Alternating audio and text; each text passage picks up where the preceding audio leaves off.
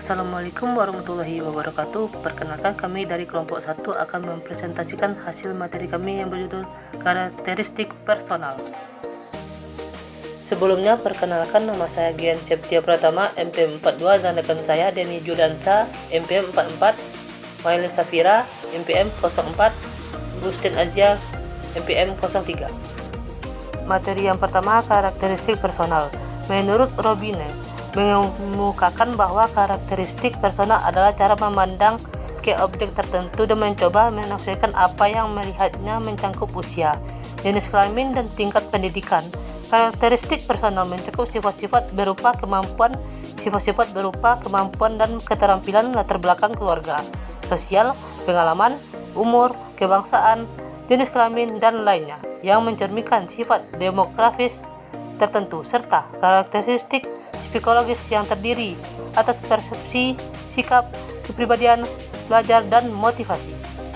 Menurut Rahmat, faktor personal adalah proses bagaimana seseorang menjadi sadar dan menilai skenadanya sifat atau hubungan melalui indera. Menurut Lab, faktor personal merupakan suatu cara mengumpulkan dan mengelompokkan konsisten reaksi seorang individu terhadap situasi yang sedang terjadi, karena banyak dari karakteristik ini yang mempunyai dampak yang langsung terhadap perilaku konsumen. Baiklah, materi yang kedua yaitu karakteristik intelektual.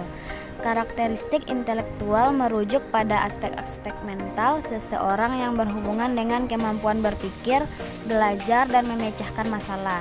Ini mencakup berbagai kemampuan kognitif yang memungkinkan seseorang untuk memahami informasi, mengolahnya, dan menggunakannya untuk mencapai tujuan. Aspek utama karakteristik intelektual adalah yang pertama yaitu ada kemampuan kognitif, yaitu yang pertama intelijensi umum, kemampuan mental yang mencakup berbagai kemampuan kognitif seperti penalaran, pemecahan masalah, dan kemampuan belajar. Yang kedua yaitu ada intelijensi kristal, yaitu kemampuan untuk menggunakan pengetahuan dan pengalaman yang telah diperoleh sebelumnya. Yang ketiga yaitu ada intelijensi fluida, yaitu kemampuan untuk berpikir secara abstrak, memecahkan masalah baru, dan beradaptasi dengan situasi yang tidak familiar.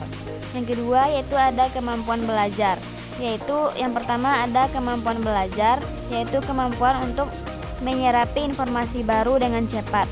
Yang kedua yaitu efisiensi belajar, yaitu kemampuan untuk belajar dengan mudah dan mengingat informasi yang dipelajari. Yang ketiga yaitu transfer belajar, yaitu kemampuan untuk menerapkan pengetahuan yang dipelajari dalam satu konteks ke konteks lain. Yang keempat yaitu kreativitas, yaitu kemampuan untuk menghasilkan ide-ide baru dan solusi yang orisinal. 3. Karakteristik sosial. Karakteristik sosial adalah istilah umum yang mengacu pada berbagai atribut dan fitur yang mendefinisikan kehidupan sosial dan interaksi seseorang. Ini mencangkup berbagai faktor termasuk demografi. Ini adalah karakteristik statistik dari suatu populasi seperti usia, jenis kelamin, etnis, pendapatan, tingkat pendidikan, dan lokasi geografis.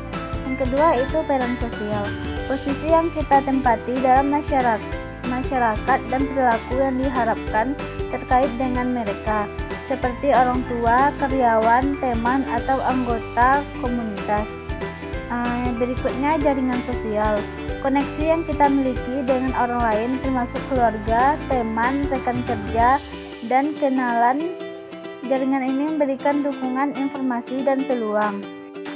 Selanjutnya yaitu nilai dan keyakinan sosial, prinsip, standar, dan moral bersama yang memandu perilaku dan interaksi kita dengan orang lain. Nilai-nilai ini dapat mempengaruhi sikap kita terhadap isu-isu seperti kesetaraan, keadilan, dan tanggung jawab. Sikap sosial, pendapat dan perasaan kita tentang isu-isu sosial, individu, dan kelompok. Sikap ini dapat dibentuk oleh pengalaman, nilai, dan keyakinan kita. Perilaku sosial, cara kita berinteraksi dengan orang lain termasuk gaya komunikasi, strategi penyelesaian konflik, dan kemampuan kita untuk bekerja sama dan berkolaborasi. Identitas sosial, rasa kepemilikan kita terhadap kelompok sosial tertentu, seperti keluarga, komunitas, atau kelompok budaya. Identitas ini dapat mempengaruhi persepsi diri kita dan bagaimana kita berinteraksi dengan dunia. Materi yang keempat yaitu karakteristik keagamaan. Karakteristik keagamaan mengacu pada ciri-ciri khas sifat-sifat yang membedakan berbagai agama di dunia. Berikut beberapa karakteristik umum yang dapat ditemukan dalam berbagai agama. Pertama, keyakinan dan iman. Kepercayaan terhadap kekuatan supranatural.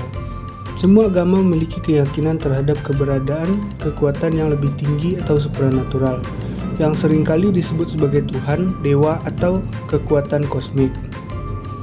Yang kedua, keyakinan terhadap ajaran dan kitab suci. Agama memiliki ajaran dan kitab suci yang dianggap sebagai wahyu dari kekuatan supranatural. Kitab suci berisi petunjuk, moral, dan aturan hidup yang harus diikuti oleh para pemeluk agama. Yang selanjutnya, iman sebagai dasar. Iman merupakan faktor penting dalam agama yang mengacu pada kepercayaan yang kuat dan tanpa keraguan terhadap ajaran dan kekuatan supranatural. 2. Ritual dan praktik. Ibadah dan ritual. Agama memiliki ritual dan praktik keagamaan yang dilakukan untuk menghubungkan diri dengan kekuatan supranatural. Contohnya sholat dalam Islam, misa dalam Kristen, dan meditasi dalam Buddha. Selanjutnya, upacara keagamaan. Agama memiliki upacara keagamaan yang dilakukan untuk menandai peristiwa penting dalam kehidupan, seperti kelahiran, pernikahan, dan kematian. Selanjutnya, perayaan keagamaan. Agama merayakan hari-hari suci atau peristiwa penting yang dikaitkan dengan ajaran dan sejarah agama. Oke teman-teman, terima kasih sudah menonton video